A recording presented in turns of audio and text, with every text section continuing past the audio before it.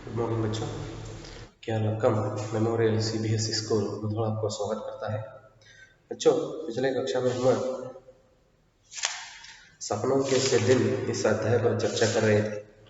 उस अध्याय में लेखक जी हमें यह समझाने के लिए कोशिश कर रहे थे कि लेखक जी बचपन में होते समय लेखक जी के गांव में क्या करते थे, सेना के लोग मतलब सेना के ऑफिसर लोग, मिलिट्री के ऑफिसर लोग उधर आकर क्या करते थे, गांवों के लोगों में मतलब गांवों की युवा पीढ़ियों में सेना के बारे में मिलिट्री के बारे में लोगों में अच्छी तरह से स्वभाव उत्पन्न कराने के लिए वे लोग क्या करते थे, गांवों में आकर नाटक करके दिखाते थे।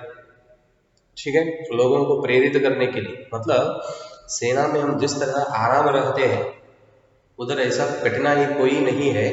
वो तो क्या है, एक आरामदायक काम है। हम बिना आशंका से हम उसमें भर्ती ले सकते हैं। तो ऐसा एक नाटक करके उन्होंने दिखाते थे। ठीक है, वह देखे थे उन्होंने।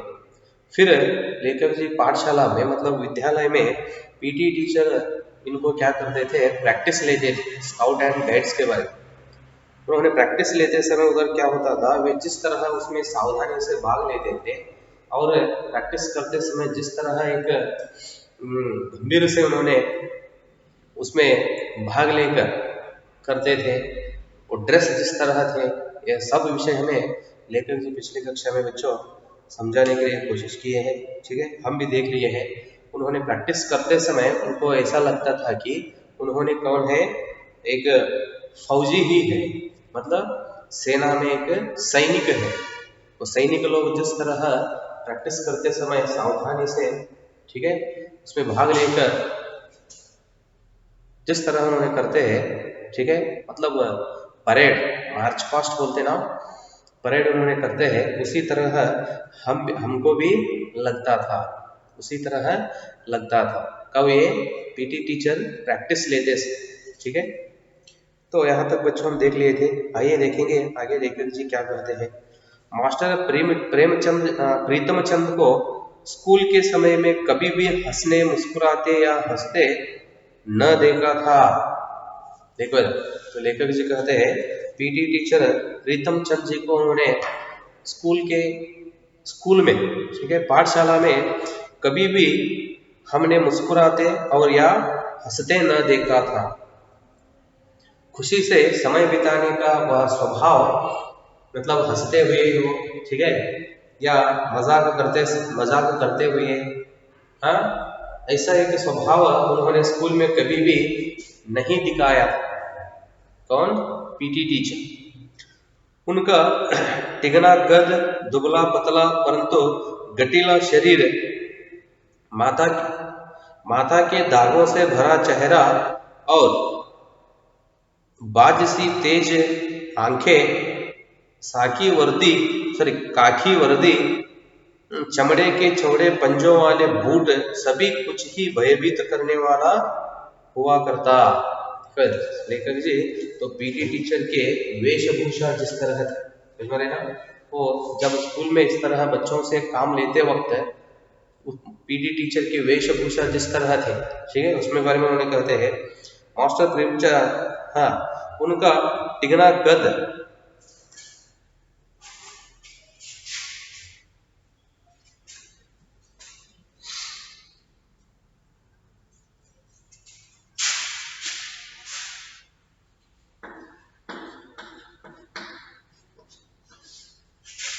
तिगना कद मतलब जो कद से छोटा हो,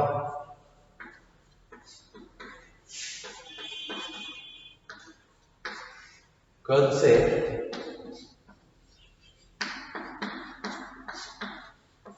छोटा हो, ಗಿಡ್ಡ ಅಂತ ಹೇಳ್ತಾರೆ, ಹಾ, ಅವರು ಬಹಳ ಹೈಟ್ ಇರಲಿಲ್ಲ, ಸ್ವಲ್ಪ ಏನಾಗಿದ್ರು, ಕುಳ್ಳಗಾಗಿದ್ರು, ಹೈಟ್ ಕಡಿಮೆ ಇತ್ತು. ಟಿಗನಾ ಕದ ದುಬಲಾ ಪತಲಾ ಪರಂತು ಗಟೀಲಾ ಶರೀರ.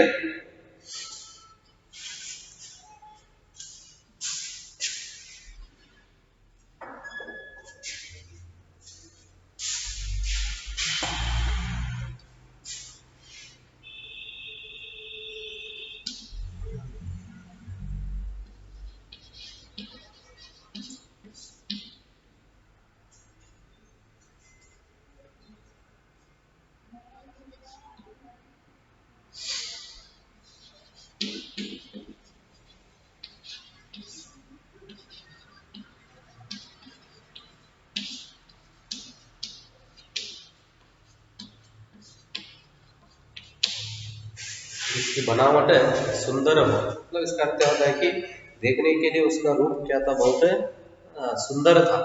ठीक है, कहते हैं ना, दुबला पतला परंतु गठीला शरीर है, माता के दागों से भरा चेहरा।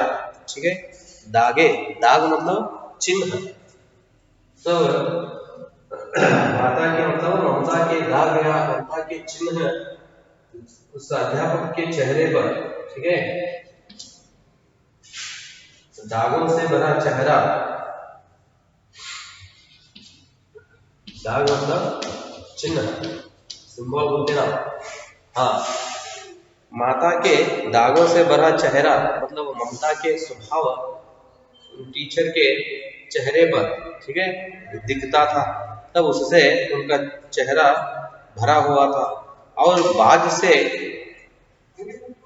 तेज आंखें, बाज मतलब ಹದ್ದು ಅಂತ ಹೇಳಿದ್ರಲ್ರಿ, ಪಕ್ಷಿ, ಹದ್ದು. ಆ ಪಕ್ಷಿ ಏನ್ ಮಾಡ್ತದ್ರಿ, ಭೂಮಿಯಿಂದ ಎಷ್ಟೋ ಎತ್ತರಕ್ಕೆ ಮೇಲ್ಗಡೆ ಇರ್ತದೆ, ಆದ್ರೂ ಅಲ್ಲಿಂದ ಏನ್ ಮಾಡ್ತದೆ, ತನ್ನ ಒಂದು ಬೇಟೆಯನ್ನ ಹುಡುಕ್ತದೆ. ಅಷ್ಟು ಅದರ ಕಣ್ಣು ಏನಾಗಿರ್ತಾರೆ, ಶಾರ್ಪ್ ಆಗಿರ್ತದೆ.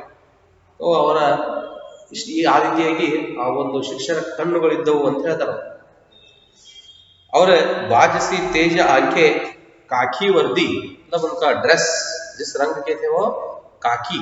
अब पुलिस लोग, ठीक है, हमारे KSRTC के लोग पहनते हैं ना काकी ड्रेस. ठीक है, काकी वर्दी, चमड़े के चौड़े पंजों वाले बूट, सभी कुछ ही भयभीत करने वाले हुआ करता. इस तरह टोटली तो उन अध्यापक जी के जो स्वभाव हो, स्वभाव से हो और उनकी वेशभूषा हो, इससे जो लोग उनके देखते हैं उनको जरा उस अध्यापक को देखकर सभी लोग डरते थे. मतलब विद्यालय के विद्यार्थियों, सभी लोग क्या करते थे, मतलब सभी बच्चे उस अध्यापक को देखकर डरते थे. उनके बूटों की ऊंची एड़ियों के नीचे भी कुरियां लगी रहती. ठीक है, तो बूटों के ಏಡಿ, ಏಡಿ मतलब ಪಾದದ ಕೆಳಗಡೆ ಅಂತ ಹೇಳ್ತಿರಲ್ಲ, ಹಿಂಬಡ, ಹಿಂಬಡ ಅಂತ ಹೇಳ್ತಿರಲ್ಲ, ಅಂದ್ರೆ ಆ ಬೂಟಿಗೆ ಅವರ ಕಾಲಿನಲ್ಲಿ ಹಾಕೊಂಡಿರ್ತಕ್ಕಂಥ ಬೂಟಿಗೆ ಹಿಂಬಡಿನ ಭಾಗದಲ್ಲಿ ಏನ್ ಬಡಿಸಿದ್ರು ಅವರು, ಅದು ಕುದುರೆಗೆ ಹಚ್ತಾರ ಗೊತ್ತ್ರಿ, ಕುದುರೆಗೆ ಬಡಿತಾರಲ್ಲ ಕಾಲಿಗೆ ಕೆಳಗಡೆ ಸೌಂಡ್ ಬರ್ಲಿಕ್ಕೆ ಅಂತ, ಟಕ್ ಟಕ್ ಅಂತ ಸೌಂಡ್ ಬರ್ಲಿಕ್ಕೆ, ಕುದುರೆ ಓಡುವಾಗ ಸೌಂಡ್ ಬರ್ಲಿಕ್ಕೆ ಅಂತ ಲಾಲ್ ಬಳಸೋದು ಅಂತ ಹೇಳ್ತಾರೆ, ಹೌದಾ, ಅದೇ. एड़ियों के नीचे भी कुरिया लगी रहती, जैसे तांगे के घोड़े के पैरों से लगी रहती है. ठीक है, वही. अगले हिस्से में पंजों के नीचे मोटे सिरों वाले कीले टूके होते. देख लो क्या कहते हैं उन्होंने, कीले मतलब देखो इधर, पंजों के नीचे मोटे सिरों वाले कील, कील मतलब लोहे से बना हुआ गोलाकार वस्तु,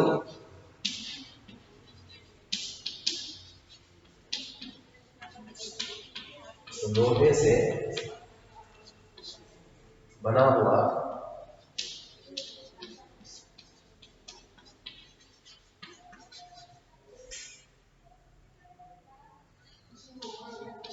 गोलाकार वस्तु. इससे क्या होता, टुके होते मतलब क्या होता है, पीटा जाए. और पंजों के नीचे क्या होता था, मोटे सिरों वाले कील, तो लोहे से बना हुआ एक वस्तु को उन्होंने क्या करते थे, वो पंजों के नीचे उसे सिरों वाले कील टुके होते. यदि वह सख्त जगह पर भी चलते तो कुरियों और कीले के निशान वहां भी दिखाई देते.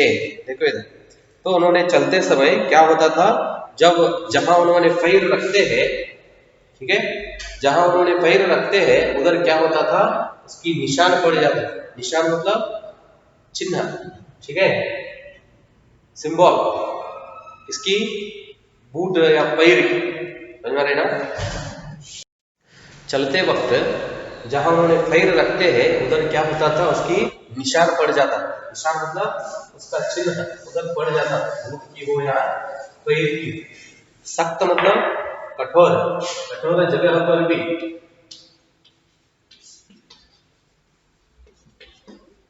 कठोर मतलब अब सूखा हुआ धरती होता है ना,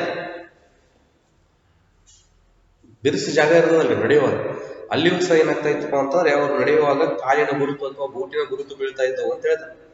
वह सख्त जगहों पर भी चलते या कुरियों और कीलों की निशान वहां भी दिखाई देते। हम ध्यान से देखते इतने बड़े और भारी भारी बूट पहनने के बावजूद उनके टखनों में कहीं मोच तक नहीं आती थी। देखो इधर तो उन लोगों अध्यापक को देखकर लेखक जी और बाकी विद्यार्थियों के मन में एक ऐसा भावना उत्पन्न होता था कि उन्होंने क्या सोचते थे। देखो इधर है, हम ध्यान से देखते इतने बड़े और भारी भारी बूट पहनने के बावजूद, मतलब इतने भार वेट, ठीक है, और बड़े बड़े बूट पहनने के बावजूद, ठीक है, पहनने के बावजूद ಇಷ್ಟು ಭಾರವಾದ ಇಷ್ಟು ದೊಡ್ಡವಾದ ಬೂಟುಗಳನ್ನು ಹಾಕಿಕೊಂಡರೂ ಸಹಿತ पहनने के बावजूद उनके टखनों में मतलब देखो इधर टखने इसका क्या होता है, एड़ी के ऊपर और पिंडली की नीचे की उभरी हुई हड्डी ಪಾದದಕ್ಕಿಂತ ಮೇಲ್ಗಡೆ ಈ ಕಡೆ ಸೈಡ್, ठीक है, ಕಾಲಿನ ಹೊರಗಡೆ ಭಾಗ ಸ್ವಲ್ಪ ಇಲ್ಲಿ ಉಬ್ಬಿರ್ತದ ನೋಡ್ರಿ, ಮೂಳೆ ಇರ್ತದಲ್ಲ ಪಾದದ ಮೇಲ್ಗಡೆ, ಈಗ ನಾವು ಕಾಲು ಮಡಿಸ್ಕೊಂಡು ಕೂತ್ರೆ ಕೆಳಗಡೆ ಹತ್ತದಲ್ಲ ಮೂಳೆ ಸೈಡ್ ಉಬ್ಬಿರ್ತದ ನೋಡ್ರಿ ಸ್ವಲ್ಪ, ಹೌದಾ, ಆ ಒಂದು ಭಾಗ ಅಂತ ಹೇಳ್ತಾರೆ. ಟಕಣೋ ಮೇ ಕಹಿ ಮೋಚ್ ತಕ್ ನಹಿ ಆತಿ. मोच मतलब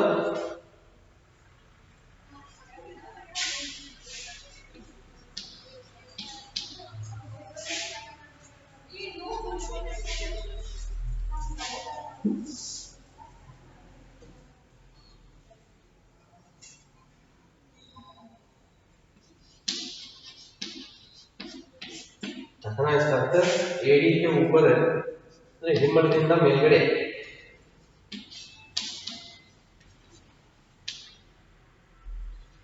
एड़ी के ऊपर और पिंडली के नीचे की उभरी हुई हड्डी,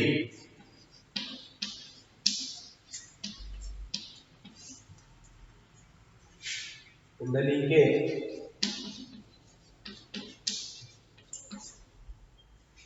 नीचे की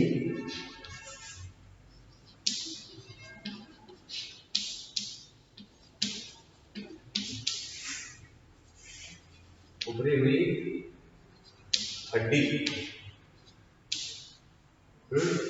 मोच,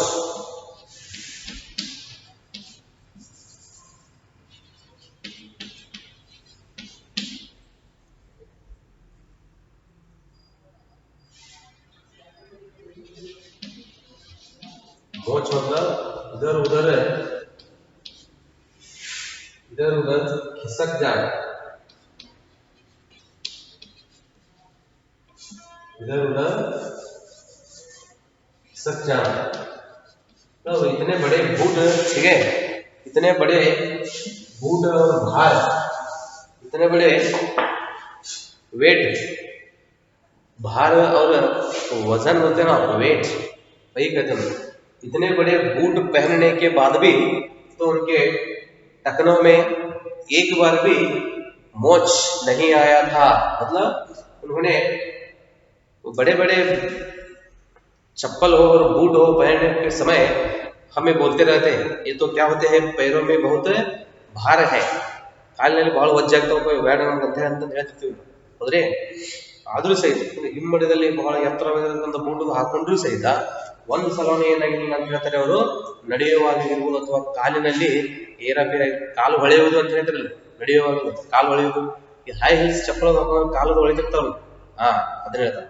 ಇಷ್ಟು ಭಾರವಾಗಿರ್ತಕ್ಕಂಥ ಮತ್ತು ಎತ್ತರವಾಗಿರ್ತಕ್ಕಂಥ ಬೂಟುಗಳನ್ನು ಹಾಕೊಂಡ್ರೂ ಸಹಿತ ಒಂದು ಸಲವೇ ಏನಾಗಿರ್ಲಿಲ್ಲ, ನಡೆಯುವಾಗ ಅವರು ಒಂದು ಸಲ ಸ್ಲಿಪ್ ಆಗಿರಲಿಲ್ಲ. टखनों में कहीं मोच तक नहीं आती थी। मतलब उनको देखकर हम यदि घर वालों से बूटों की मांग करते तो माँ बाप यही कहते थे कि टखने टेढ़े हो जाएंगे, सारी उम्र सीधे न चल पाओगे। तो अध्यापक जी के बूट देखकर लेखक जी ने क्या करते थे, घर आकर अपने माता पिता के पास उसी तरह बूट दिलवाने के लिए उन्होंने क्या करते थे, माता पिता से पूछते थे। तो उस समय घर वाले मतलब माता पिता क्या कहते थे, देखो इधर माँ बाप यही कहते थे कि टखने टेढ़े हो जाएंगे, मतलब वो पैर का क्या भाग है हड्डी वो तो सीधा वक्र हो जाएगा। ಆ ಒಂದು ಕಾಲು ಏನಾಗ್ತದೆ, ಕಾಲಿನ ಒಂದು ಮೂಳೆ ಉಪ್ಪರಿ ಆಗ್ತದೆ, ಕಾಲದು ಒಳಗೆ ಬಿಡ್ತೀವಿ ಅಂತಂದ್ರೆ देखो टखने टेढ़े हो जाएंगे, सारी उम्र सीधे न चल पाए हो, ಇಡೀ ವಯಸ್ಸಿನ ಪೂರ್ತಿ ಏನಾಗ್ತದೆ ಕಾಲು ನಡ್ಲಿಕ್ಕೆ ಸೀದಾ ಬರಂಗಿಲ್ಲ, ಆ ರೀತಿ ಹಾಕೋದು ಬೇಡ ಅಂತ ಅಂದಿಸ್ತಾ ಇದ್ರು ಅಂತ ಹೇಳ್ತಾರೆ। तो इस तरह ऐसे बूट की मांग करते थे।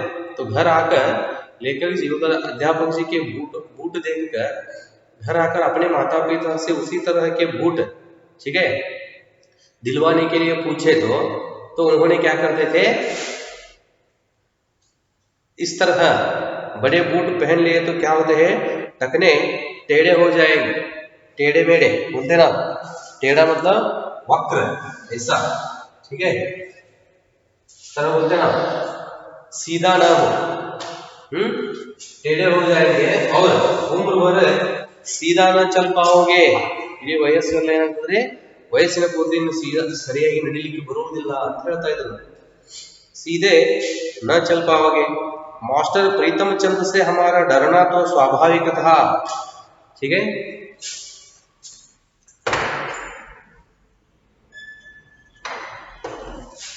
क्या कहते हैं लेखक जी, मास्टर प्रीतम चंद से हमारा डरना तो स्वाभाविक था, ठीक है, परंतु हम उनसे नफरत भी करते थे, ठीक है, तिरस्कार भी करते थे। कारण तो उसका मारपीट था, ठीक है। सभी लोग मतलब सभी लोग उसे देखकर डरना क्या था, वो तो स्वाभाविक रूप से डरते थे। मतलब उस अध्यापक जी के चेहरा हो, ठीक है, वेशभूषा हो, यह सब देखकर हर एक व्यक्ति को भय लगता था, ठीक है, भयभीत तो होते थे। और कुछ लोग उसे नफरत भी करते थे, समझ में ना। लेखक जी कहते हैं हम लोग उसे तिरस्कार भी करते थे, क्योंकि कारण यह तो उसका मारपीट था। क्यों, किस कारण से उसे तिरस्कार करते थे, समझ में ना, नफरत करते थे। तो उसका कारण क्या था, उस अध्यापक ने क्या करते थे, मारपीट करते थे। तो जब गलती बच्चों के हाथों से होता है उस समय उन्होंने ದಂಡ देते थे, ಮಕ್ಕಳಿಗೆ ಸ್ವಲ್ಪ ಹೊಡಿತಾ ಇದ್ರು, ಶಿಕ್ಷೆಯನ್ನು ನೀಡ್ತಾ ಇದ್ರು। ಆ ಒಂದು ಕಾರಣದಿಂದಾಗಿ ಅವರನ್ನ ಸ್ವಲ್ಪ ಏನ್ ಮಾಡ್ತಾ ಇದ್ರು, ಮಕ್ಕಳು ತಿರಸ್ಕಾರ ಮಾಡ್ತಾ ಇದ್ರು। उसका कारण मारपीट था। हम सभी को, जो मेरे उम्र के हैं, हम सभी को मतलब लेखक जी कहते हैं, लेखक जी के साथ वही उम्र के बच्चे थे ना, लेखक क्लासमेट बोलते हैं ना, ठीक है, वही तो लेखक जी के साथ वही उम्र वाले, तो लेखक जी के साथ पढ़ने वाले जो है सभी, हम सभी को वह दिन नहीं भूल पाया जिस दिन वह हमें चौथी श्रेणी से पारसी पढ़ाने लगे थे। देखो तो उनके जीवन में एक दिन को भूलने के लिए नहीं होता बोल रहे लेखक जी। कौन सा दिन, मतलब उस दिन क्या घटना घटी थी, आइए देखेंगे। वह दिन नहीं भूल पाया, ठीक है, भूल पाया जिस दिन वह हमें चौथी श्रेणी में मतलब 4th क्लास में पारसी पढ़ाने लगे थे, वो उस भाषा का विषय पढ़ाने लगे थे। हमें उर्दू का तो तीसरी श्रेणी तक अच्छा अभ्यास हो गया था, परंतु पारसी तो अंग्रेजी से भी मुश्किल थी। लेखक जी कहते हैं उन्होंने 3rd क्लास, ठीक है, तीसरी श्रेणी बोलते हैं ना, तीसरी कक्षा मतलब 3rd क्लास तक उन्होंने अच्छी तरह से पारसी विषय अध्ययन किए थे, समझ में ना। अब अच्छा अभ्यास हो गया था, परंतु पारसी तो अंग्रेजी से भी मुश्किल थी। अंग्रेजी विषय मतलब इंग्लिश विषय, अंग्रेजी विषय से भी पारसी विषय क्या था, बहुत कठिन था। लेखक जी कहते हैं मुश्किल थी। अभी हमें पढ़ने एक सप्ताह भी न हुआ होगा कि प्रीतम चंद ने हमें एक शब्द रूप याद करने को कहा और आदेश दिया कि कल इसी घंटी में जबानी सुनेंगे, समझ में ना। इसी घंटे मतलब इसी समय, देखो इधर क्या कहते हैं उन्होंने, अभी हम पढ़ने एक सप्ताह भी न हुआ होगा। तीसरी कक्षा तक उन्होंने क्या किए थे, तो पारसी विषय बहुत अच्छी तरह से अध्ययन किए थे। ठीक है, अब फोर्थ क्लास में मतलब चौथी कक्षा में उन्होंने आए हैं। ठीक है, पढ़ाई शुरू करके सिर्फ एक हफ्ता हुआ, 1 वीक। ठीक है, सप्ताह भी न हुआ होगा, एक हफ्ता भी नहीं हुआ, 1 वीक, ಒಂದು ವಾರವೂ ಸಹ ಆಗಿರಲಿಲ್ಲ कि प्रीतम चंद ने हमें एक शब्द रूप याद करने को कहा। मतलब उन्होंने पारसी विषय पढ़ा रहे थे, उस समय उन्होंने क्या किए, एक शब्द या एक वाक्य, ठीक है, उस विषय में कामदेव ने गृह कार्य बोलते ना, होमवर्क, शब्द रूप याद करने को कहा और आदेश दिया कि कल इसी घंटे में जबानी सुनेंगे। समझ में आ रहे ना? तो आप क्या करो, घर में यह शब्द बार बार पढ़कर याद रख के आना चाहिए। कल इसी समय, घंटी से मतलब यही घंटी में, मतलब इसी पीरियड बोलते ना, पीरियड चल रहा है ऐसा। अब मेरा आज 4th पीरियड हो तो कल भी 4th पीरियड रहता है ना, सेम। कल मेरा पीरियड में मैं यह पूछता हूँ, प्रश्न पूछता हूँ। ठीक है, आप अच्छी तरह से पढ़ कर आइए, कल मुझे इसका उत्तर आप बोलना चाहिए। इस तरह जिस तरह स्कूल में चलता रहता है, तो उसी तरह उधर प्रीतम चंद जी मास्टर जी क्या किए, उन्होंने बच्चों को होमवर्क दिए, घंटी में जबानी सुनेंगे। ठीक है, हम सभी घर लौटकर रात देर तक उसी शब्द रूप को बार बार याद करते रहे, परंतु केवल 2-3 ही लड़के थे जिन्हें आधी या कुछ अधिक शब्द रूप याद हो गया। देख लो इधर, लेखक जी जबानी सुनेंगे मतलब जबान मतलब क्या, ठीक है, जबानी सुनेंगे, मौखिक बोलते हैं ना, मौखिक प्रश्न का पूछना, मौखिक लिखित मतलब लिखने का, मौखिक मतलब ओरल, समझ में रहे ना? तो उस भाषा का विषय उन्होंने पढ़ाकर कल क्या करना है, उस पाठ हो या क्या प्यारा हुआ है वो पढ़ कर आना चाहिए। मैं उस प्यारा पर या पद पर क्या करता हूँ, मौखिक प्रश्न पूछता हूँ। समझ में रहे ना? जबानी सुनेंगे, इस तरह क्या करते हैं उन्होंने, होमवर्क देते हैं बच्चों को। तो देखो आगे क्या होता है, हम घर लौटकर, तब वहां से पाठशाला से घर लौटकर रात देर तक, रात में बहुत समय तक उसी शब्द रूप को बार बार याद करते रहे। तो अध्यापक जी क्या काम दिए थे या होमवर्क दिए थे, उस पर उन्होंने बार बार कोशिश की, ठीक है, याद रखने के लिए, परंतु केवल 2-3 ही लड़के थे कक्षा में, केवल 2-3 लड़के के अलावा किसी को भी याद रखने के लिए नहीं हुआ। वो 2-3 लड़के थे जिन्हें आधी या कुछ अधिक शब्द रूप याद हो पाया। ठीक है, आधा से भी ज्यादा उन्होंने क्या किए, शब्द रूप याद हो पाया। दूसरे दिन बारी बारी सबको सुनाने के लिए कहा तो एक भी लड़का न सुना पाया। तभी मास्टर जी गुर्राए, सभी कान पकड़ो।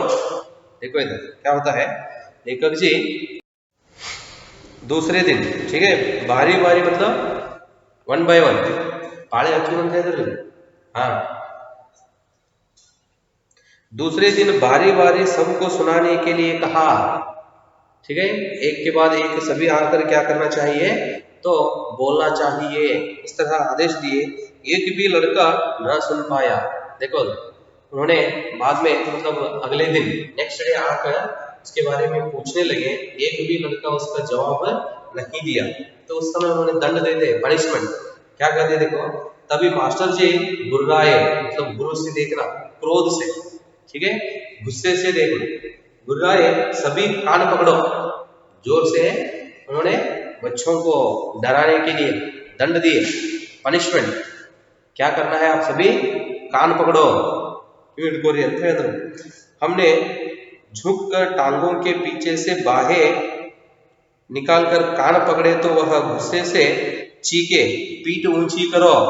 देख लो, जब अध्यापक जी पनिशमेंट दिए, क्या पनिशमेंट दिए उन्होंने, कान पकड़ना, उस समय सभी नीचे झुकाकर जिस तरह कान पकड़े उन्होंने, देखो कहते हैं टांगों के पीछे से बाहें निकालकर, ಕಾಲ ಕಿವಿ ಹಿಡಿದೆ ಅಂತ ಹೇಳ್ತಾರೆ ಸ್ಕೂಲ್ನ ಪನಿಷ್ಮೆಂಟ್ ಆಗಿರ್ತಾವ, ಕೆಳಗೆ ಬಾಗ್ರಿ, ಕಾಲು ಹಿಂದ್ಗಡೆ ಕೈ ಹಸೆ ಮಾಡ್ರಿ ಕಿವಿ ಹಿಡೀರಿ ಸೇಮ್ ಅದೇ पनिशमेंट ಕೊಟ್ಟರು कान पकड़ो तो वह गुस्से से चीखे ये सभी विद्यार्थियों ने मतलब लेखक जी के साथ पढ़ने वाले सभी बच्चे क्या किए नीचे झुक कर उन्होंने क्या किए टांगों के पैरों के पीछे से हाथ लेकर कान पकड़ लिए तो उस समय फिर उन्होंने जोर से आवाज दी अध्यापक जी क्या आवाज दी उन्होंने पीठ ऊंची करो ಬೆನ್ನು ಏನ್ ಮಾಡ್ರಿ ಮೇಲಕ್ಕೆ ಎತ್ರಿ ಅಂತ ಹೇಳಿದ್ರು ಹಂಗೆ ಕಿವಿ ಹಿಡಿದು ಸ್ವಲ್ಪ ತೆಳಗ್ ಕೂಡ್ಲಿಕ್ಕೆ ಹೋಗ್ತವೆ ಕೈ ಕಾಲು ಸೋಲ್ತಾವಲ್ಲ ಅವಾಗ ತೆಳಗ್ ಕೂಡ್ಲಿಕ್ಕೆ ಹೋಗ್ತಿಲ್ಲ ಮತ್ತೆ ಬೆನ್ನ ಹೆಸರು ಮೇಘ ಅಂತ ಹೇಳಿ ಅಂತಂದು ಜೋರಾಗಿ ಚೀರಿದ್ರು पीठ ऊंची करके कान पकड़ने से 3-4 मिनट में ही टांगों में जलन होने लगती थी लेखक जी कहते हैं तो उस तरह हम पैरों के नीचे से ठीक है हाथ डालकर कान पकड़े तो 1-2 मिनट में क्या होता है पूरा टांगों में मतलब पैरों में जलन होने लगता है जलन मतलब ಬರ್ನ್ ಸುಡುವುದು ಅಂತಲ್ಲ ಕೈ ಕಾಲೆಲ್ಲ ಸೋಟ್ ಏನಾಗ್ತಾವ್ರಿ ಒಂಥರ शक्तिने कळಕೊಂಡ್ ಬಿಟ್ಟಂಗ ಆಗ್ತದೆ ठीक है शक्तिहीन होते हैं वही कहते उन्होंने 2-4 मिनट में ही टांगों में जलन होने लगती थी मेरे जैसे कमजोर तो टांगों के थकने से कान पकड़े हुए ही गिर पड़ते लेखक जी कहते हैं तो जो शरीर से रुष्ट पुष्ट है ठीक है बलवान होते हैं जो बच्चे 1-2 मिनट टहल सकते हैं लेकिन मेरे जैसे कमजोर बच्चों ठीक है कमजोर टांगों के थकने से कान पकड़े हुए भी गिर पड़ते थकना मतलब टायर्डनेस होते ना हाँ तो ऐसे मेरे जैसे कमजोर वीकनेस बच्चे इस तरह पकड़ लिए तो वे क्या होते हैं थक कर नीचे गिर पड़ते हैं ಅವರೆಲ್ಲ ಟೈರ್ಡ್ ಆಗಿ ಕೆಳಗಡೆ ಬಿದ್ದು ಬಿಡ್ತಾರೋ ನನ್ನಂತ ವೀಕ್ನೆಸ್ ಸ್ಟೂಡೆಂಟ್ಸ್ ಇದ್ರೆ ಅಂತ ಹೇಳ್ತಾರೆ जब तक मेरी और हर बस की बारी आई तब तक हेडमास्टर शर्मा जी अपने दफ्तर में से आ चुके थे ठीक है अभी लेखक जी के बारी ना आया था लेखकर सरदी इन्नू बंदिरलिಲ್ಲ ಬಂದು ಬಗ್ಗಿ ನಿಂತರು जब उनकी सर्दी आ गई तो उस समय क्या होता है देखो हरबस और एक विद्यार्थी हरबस की बारी आई तब तक हेडमास्टर शर्मा जी अपने दफ्तर में से आ चुके थे देखो जब लेखक जी की अभी लेखक जी का बारी ना आया था और सरदी पाಳೆ ಬಂದಿರಲಿಲ್ಲ और पाಳೆ ಬರುವಷ್ಟರಲ್ಲಿ ಏನಾಗಿತ್ತು हेड मास्टर शर्मा जी और ऑफिस निंದ ಬಂದು ಬಿಟ್ಟಿದ್ರು देखेंगे बच्चों तो हेडमास्टर जी आने के बाद उधर क्या हो जाता लेखक जी तो लेखक जी को वह पनिशमेंट मिलता है या नहीं ठीक है या मिलने के बाद लेखक जी पहले क्या कहा था मतलब उस तरह मैं खड़ा हुआ तो मेरा हालत कैसा होता है लेखक जी जैसे कमजोर बच्चे इस तरह पनिशमेंट में भाग लिए तो उनका हालत क्या होता है यह सब उन्होंने हमें इधर कह दिए हैं ठीक है यह होने के बाद लेखक जी को वह पनिशमेंट मिलता है या लेखक जी उनसे बच जाते हैं यह सब आगे का विषय हम अगली कक्षा में देखेंगे बच्चों धन्यवाद।